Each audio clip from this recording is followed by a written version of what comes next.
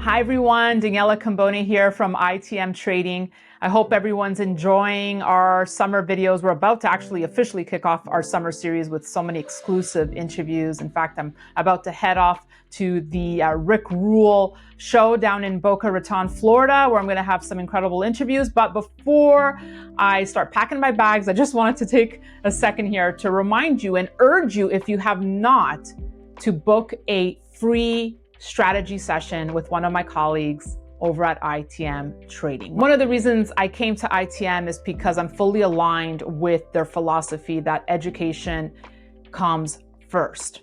So if you are new to precious metals, or maybe you already own precious metals as a wealth preservation but would like more information, then I urge you to book a Calendly appointment. It's free. It's great, it's educational, informative, and like I always say, it's actually even a lot of fun. You can find the link below in the video. So like I said, do that, and then let me know how it went. You could shoot me a comment. Check out today's video. Hi, Daniela Cambone here for ITM Trading. New location, we're about to kick off our summer series.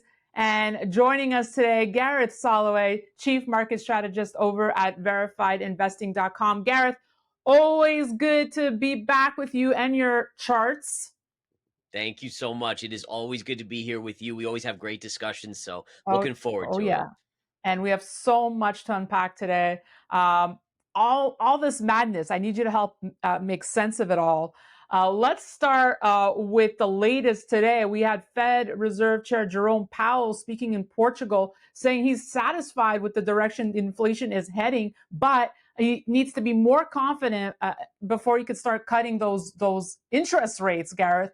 First of all, I want to get your thoughts on his comments, and then we'll pivot and see what impact this will have on the economy in the short term. But first thoughts, are you surprised by what he's saying here? No, not really. Like he has to kind of toe the line, right? If with stock markets at pretty much all-time highs, if he even gives an inch and says, hey, inflation's going to be here, we're going to start cutting at this point, the markets would just go nuts to the upside. And I think that's an inflationary pressure, right? The wealth effect that the stock market is creating essentially. So he has to remain semi-hawkish, even though I think they will cut later this year, probably once at this point. But I do expect more and more cuts in 2025, as I think the deflation side is now starting to look even more intriguing going into 2025.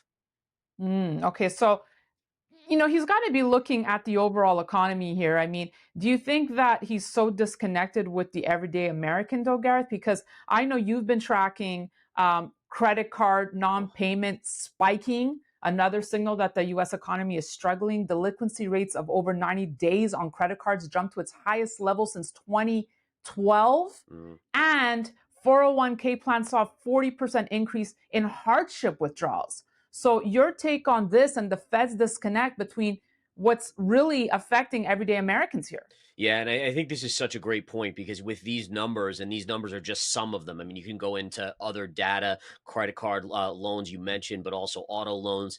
And what this shows us is you have these two different economies. You have an economy with people that have investments, a lot of investments. They've done remarkably well. That consumer is still spending, but then everyone else is really getting hurt with inflation. They're not making the additional money in the stock market as the stock market's gone higher. And it really is creating this kind of a divergence in an economy where there's probably at least 50% of the country already feeling a pretty rough recession, with the cost of housing, the cost of rents right now, and even the cost of insurance. I mean, car insurance, homeowners insurance going through the roof. It honestly is killing people across the board. And so I do think that it's one of those scenarios where the question is, well, what does the Fed do? How does the Fed handle this? And I think that's one of the reasons why they have to stay so vigilant on inflation, is that inflation is the more important one here versus the economic side. And what I mean by that is that inflation is what's crushing the bottom 50% of this country, while the top 50 is just kind of yawning at the inflation side, as they're obviously making money in the stock market. So on that note, if you don't mind, let's pull up a chart. So you have the S&P, but let's pull up a chart of the US dollar. No signs of slowing down anytime soon. And then maybe we'll take a look at dollar yen, which broke out above its previous high.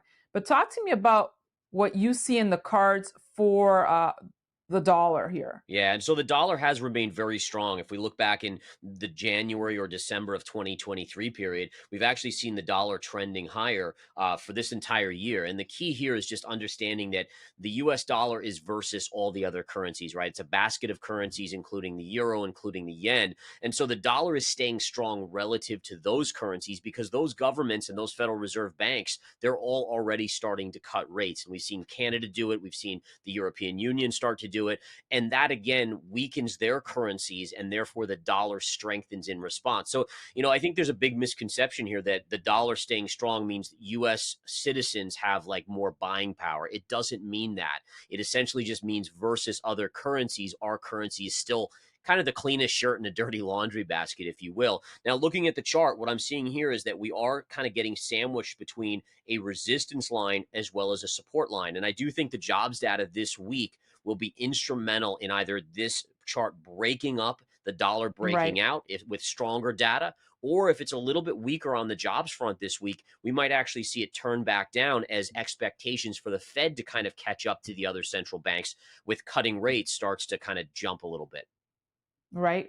And talk to me, if you don't mind, bringing up dollar yen, because like I said, it broke out above its previous high until the BOJ intervened and pushed it down. Yeah, right here. Talk to me about this relationship between U.S., Japan, and why the U.S. basically is telling Japan, hey, we don't want you to play in this currency war here. Yeah, and I think that's such a big event here. So we saw the Japanese central bank intervene right here on the chart. It was looking to pop out of what we would call a channel, parallel lines that's keeping the dollar yen within this zone. And they came right in and just slammed it back down. The problem is it didn't last. And now all of a sudden we find ourselves at new recent highs with a potential upside target of this 163 to 164 level. And the kicker here is, in what most people don't understand, like this is a chart that you're not hearing about on CNBC or Bloomberg very often.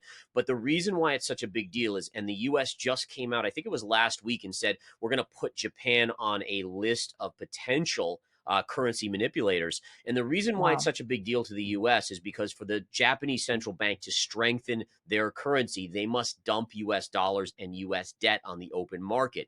And when you do that, you cause issues over here, right? I mean, everything in this world is so interconnected right now, where Japan has 250 debt to GDP, and they're the biggest holder of US debt. So they start dumping that. And what ends up happening? Interest rates here get artificially pushed up because of that excess supply on the market. Well, if the Fed is trying to keep interest rates in this zone or even drop them, let's say the US economy starts weakening and they start dumping US debt, it actually could take control away from the Federal Reserve in terms of monetary policy. And that's where things get really messy if that does happen. Okay, if they start dumping debt, right? And I know these are all hypotheticals, Gareth, but what do you think would be the US's game plan? How do they retaliate? Oh my goodness. Well, my guess, unfortunately, is that the Federal Reserve would have to eat up that debt and have to expand their balance sheet. And that way they would take it off without interest rates being negatively or inversely affected. And that's the last thing, if you're looking at me and a lot of Americans, the last thing we need is the Federal Reserve balance sheet to expand exponentially again, like it has in the past, and the US debt, which we know where that is right now, near $35 trillion. So, if they start unloading that, it just means that we get in a worse position fiscally, and the outcome of that, unfortunately, is there's no good outcome. It's an outcome where you print more dollars to pay down debt down the line, and essentially you debase your currency. I have to agree with you that it would become the Fed becoming the buyer of last resort. Yep. And like you say, could you imagine? Just another point on Japan. I want to get your take on where you sit on the fence here, because The Economist had a glowing review of Japan's economy in an article that just came out this week, saying Japan's economy has been defined by deflation, stagflation, and fading global relevance. That is no longer the case. Between 91 and 2021, Japan's annual inflation rate averaged 0.35%. Inflation has been above 2% every month since April 2022. In March, the BOJ raised rates for the first time in 17 years, basically saying it seems that the lost decades for Japan are over. But as you know, we have other experts, including our mutual friend, Michael Gaid, who is very bearish on Japan, saying the crash in Japan is coming. I know no one sees it, but he says it's coming. Where do you sit on Japan's economy? How do you see it? Yeah, I mean, I think you're in this sweet spot for Japan right now because the idea is that they're starting to see that expansion in their economy again. But the problem is it's all built on this house of cards, right? You have 250 percent debt to GDP.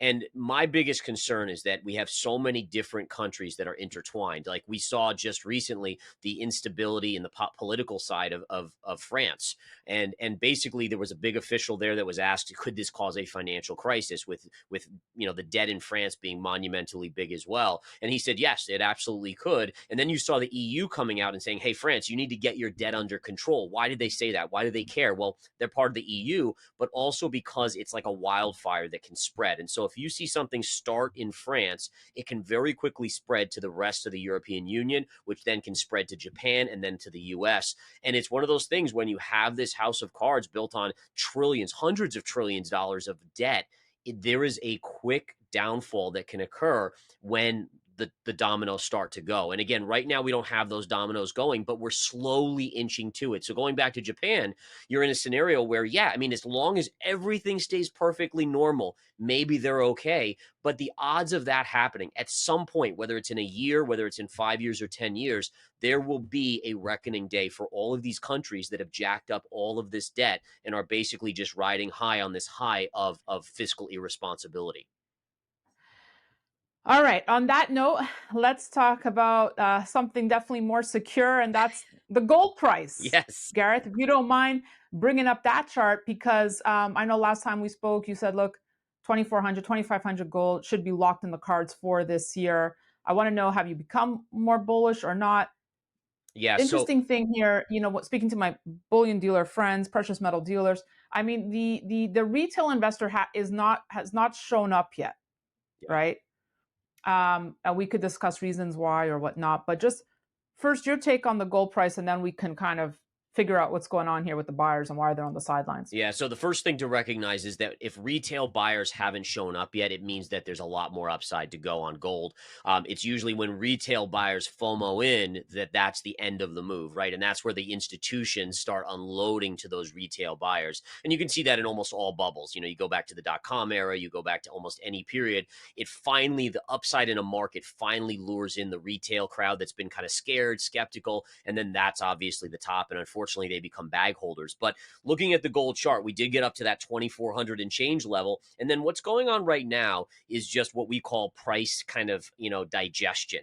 So you had this big kind of move up straight up. You pulled back, you retested those highs, and it failed to break out. And we have what's called a wedge pattern on the chart. And wedge patterns basically mean that price is above this low, but below this high. And it's digesting, it's going sideways. Now, I do still think that there's some risk here that gold could get one more move to the downside, maybe 2190-ish, but ultimately that's short term. I continue to be insanely bullish on gold. Central banks, even though China's kind of stepped back on buying, central banks are still loading up overall. And Yes. I think that's a huge narrative that tells you, and I always say this, I think we even talked about it last time when I talked about China and some of these central banks doing this, is that if the players that are creating the monetary supply are loading up on gold, it tells us everything we need to know. It's such an easy answer of where the currencies are going to go and then where gold is going to go. Exactly. It is for me. And that's why, if I could take a second, I urge always my viewers to reach out to one of my colleagues at ITM Trading, because he is, as you know, Gareth, like you, we're huge on educating people. So I always say, just book a free strategic session, get educated, get informed on all the owning gold for wealth preservation. And to your point, central banks are buying it. They just bought another 10 tons in May. Why do you think the retail investor's waiting here? What are they waiting for? I think the problem with the retail investor is that gold has notoriously been such a poor performer compared to, tech stocks, compared to so many of these other things, even Bitcoin, right? I mean, historically, it's still lagging the incredible move over the last 20 years in Bitcoin, that there's just this skepticism. And they say, well, why would I go into something that's going to move 10% a year maybe when I could go into NVDA and make 100% a year? And so this is the issue, is that the retail investor kind of chases those incredible gains. gains, while the bigger investors, kind of the investors in the know, they position themselves for those bigger macro moves, which would be the long trade on gold, maybe on silver as well, and some of the other metals. But I do think it's more that the retail investor just wants to be in the quick, they want to get rich quick. I mean, unfortunately, I Right. tried that when I was younger and it didn't really work too well, frankly. I always over leveraged, I lost a lot of Yeah. money. It's about looking at the bigger picture and taking it slow. Beautifully said, Gareth. On that note, for all our silver folks out there, can you please bring up a silver chart? And are you as bullish silver as you are gold? So the short answer is over the long term, yes. But silver right now has broken below this upsloping trend line in the near term, and as long as it stays below this trend line and below this channel, this is again the two parallel lines give us a very direct high and low on silver recently. I would still favor some downside here. I think again we might pull back to around 27.75, maybe 27.50. But if we do that, I am starting to load up on it at that point. And I think the key is this: is that you have multiple factors here working with silver. So silver, the precious metal, the kind of the way to store safety or semi-precious, and it's a way to kind of offset the printing of money. There's no doubt about it. The negative is it's the industrial side, right? And I'm still a huge believer that we will head into recession here. It's taken a lot longer than I thought because I think the US government has just been printing and spending so much extra money that has offset some of the work that the Federal Reserve has done on tightening monetary policy. But ultimately, it will happen. And at that point, you will see a weaker economy maybe push silver down and some of these other industrial Mm. metals. We've already seen copper decline about 15% off of its recent highs. And nickel, I don't know if you guys look at nickel, but it's down 21% off of its basically 6 week ago highs. Just a note then on the PGMs, the platinum group metals. We've seen the deficits coming up for platinum and palladium. Are you bullish any of the PGMs right now? Is there one standout for you? Yeah, Palladium is my baby here. I gotta say, it's the chart is just incredible. It's been trading at levels not seen since really 2017, 2018 over here. There was major trend line supports that were just hit. If I go to my weekly chart, look at this upsloping trend line right Wow. here, and Yeah. then this flat bottom. And then if you just think about it, so I think about it logically in terms of yes, it's partially an industrial metal, but it's also 30 times rarer than gold, I think.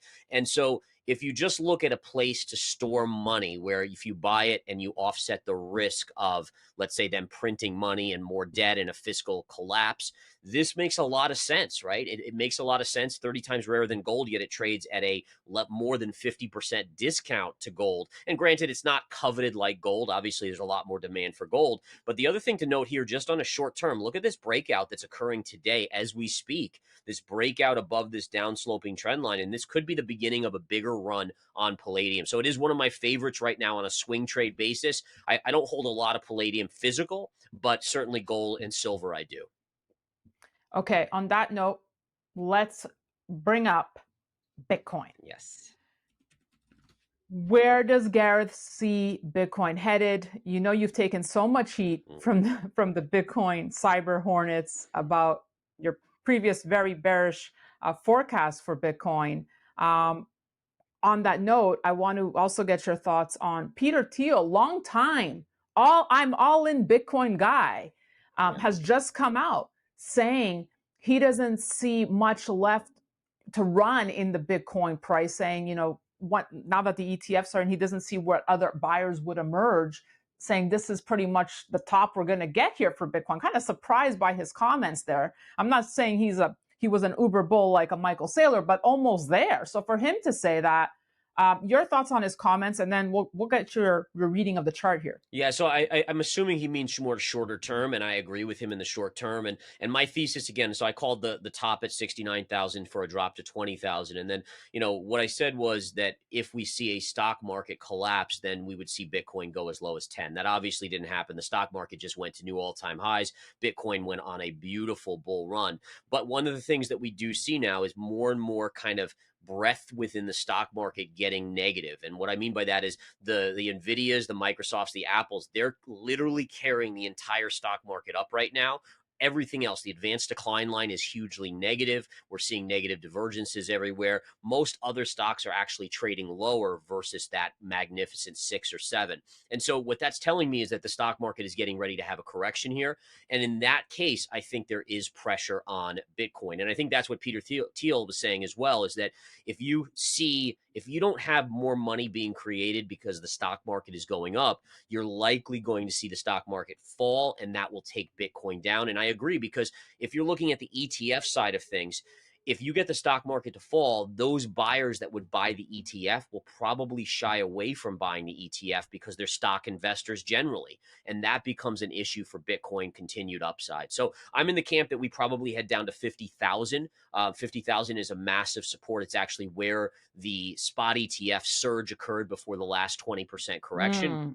So that makes a lot of sense. On a chart, I can actually put a trend line in right here, and we can see. So this would be that target zone right down here. We can see that it is off of its recent highs, consolidating in this wedge. I would expect this wedge to break down on the charts and head down. And I will just leave you with this, is that I don't see Bitcoin ever going back to 15 or even 10,000. But if the stock market has the type of correction of 30, 40% that I do worry about, I do think Bitcoin could get as low as 30,000. But again, I would be a buyer starting at 50 all the way down to 30, essentially. Oh, okay. And I want to get to your huge call that you have for NVIDIA. Mm-hmm. But before that, let's just bring up Solana. I'm just curious whether you're bullish Solana, when and if an ETF comes, what that could do to it. But what are you seeing right now? Yeah, so Solana is a tricky one, right? We've made lower highs here recently. We have a flat bottom right here, and so I would just say this: as long as Solana holds this $120 level, and you can see again, it was the high here, it hit it here, and then it broke out, retraced, and retraced. It's held. So we know based on technical analysis that this is a huge level. As long as you hold 120, I think you remain neutral to bullish on it, looking for that further upside. But if 120 goes, this is going below 100, and you got to step aside and let it flush back down. So again, I would kind of just go with the same idea that, Ethereum had the ETF news. It didn't do a whole lot. And I do worry that the hype on these ETFs is fading a little bit. And so even with a Solana ETF, I'm not convinced that it would be a game changer in the short term, maybe in the long term, but not in the short term. And again, if the stock market comes in hard, Solana will go down probably even more than Bitcoin. Is it safe to assume, though, that you think the chances of a stock market coming down hard are getting more and more because you're forecasting a 75% crash in NVIDIA over the next couple of years? Yes. And if they're holding up the entire market, well, yeah, no, that you're 100% right. Is that what I do is I look at history, and I'm a technician, a data scientist, essentially, when it comes to stocks. And what I do is I look at previous momentum moves where you've had so much hype, kind of like the .com era with Cisco. And many people will say, oh, well, AI is different than the internet. Well, it's not really, because the underlying psychology behind why investors were buying NVIDIA, buying Cisco in 99 to 2000 was the same reason they're buying it now. It's greed, right? Massive greed, massive moves to the upside. It's technology that's going to change the world. And we can all agree, as you and I talk over the internet, that the internet changed the world. So you have to look at it in that way. And you get these momentum moves where people go too hard, too heavy into these things. And then what happens is, as soon as competition comes in, they collapse. And historically, what we can see here is, and I'm going to go to Cisco's chart here. We're going to go back to the monthly chart. If we go back to Cisco in 99, 2000, the chart is almost identical to what we see on NVIDIA. And the drop from the highs was about 86%. And if we look at some of these other names, I love using, for instance, Tesla. Tesla's a great example of this as well. If we go to Tesla here and we look at the high in 2021 to the drop here, it was a 76% drop. So there's this historical precedence. And by the way, I'm using these two examples because I don't want to take too long, but you could go to First Solar in 08. That was a big bubble. You can go to almost any big bubble, 3D printing stocks, marijuana stocks. I mean, all of these names, it's all greed that drove them up and then panic that sells them off. And by the way, that doesn't mean NVIDIA is going to go out of business. They're still going to be the leader. It's just that when you have 77% margins, other competitors are going to come in. This happened to Cisco too. Competitors come in, they underprice you. You have to drop yours. Tesla's seeing this issue right now as they've had to drop their price to compete on margins or price. And ultimately, it just drives down their profitability margins. And that's the issue here, is that it's not that their chips aren't going to be as good. It's that more competition is going to come in and their prices and margins will have to fall. And aren't we seeing that in the pharmaceutical sector right now? With all the rush to get the latest weight loss drug, we're seeing that happen unfold there. That's right. Eli Lilly's a great example of this. In fact, I was just looking at that earlier today. There's a beautiful sell going on here where we just hit the high end. This is a sell signal right up here on Eli Lilly. And this is the same thing. I mean, this has happened. Remember with Viagra back in the day, it was like the hottest thing and it went sky high. We saw this, by the way, speaking of Viagra and Pfizer, look at Pfizer, what it's done since we saw the pandemic kind of conclude, right? So same thing. These stocks were incredibly, thanks for reminding me of this one. But if we look at the drop on this has already dropped 60%. And it's not that Pfizer doesn't still have the COVID vaccine or other drugs. It's just the hype got too high during the pandemic and it just has to unwind. So let's conclude on this. Perfect segue here, because you and I both are big into education. And I'm going to bring up Roaring Kitty for my final question to you. What do you say to folks who just want to chase whatever he's doing or whatever he's just buying? And you saw what he just did yesterday with Chewy. What's just your general advice? How do you not get sucked into it? Because people think, well, why can't I just follow what he's doing and make a quick buck here? Yeah, so that's a great question. So I've been trading for 25 years. In my first 5 years as an investor and trader, I did exactly that. And occasionally I made a lot of money. And then, you know what? I lost way more than I made following, because essentially you end up buying when someone else has already bought. And who's to say Roaring Kitty wasn't unloading in the last couple of days when price was way higher on Chewy? So you have to look at it like, you don't want to be someone chasing where you're letting other people come in and just dump on you. And I think institutions on Chewy did that as well. They've seen that the power of Roaring Kitty is slowly declining. People aren't holding as long because they ultimately know that these things will dump out. It becomes a musical chairs or a hot potato. Can you get in and just dump? And by the way, this happened in the meme coins. This happened in the altcoins in crypto as well. And people slowly learned that unless you take profits almost immediately, you can end up really getting burned. And so the key is this, is like, there's no easy way to get rich. I mean, you hear about like the person that bought Doge and made a 10,000%. That's the same as you hearing about someone winning the lottery, right? Yeah, sure, someone wins the lottery, but I'll play it every day and I probably won't win it, right? And so look at it like, learn how to read charts, use common sense, logic.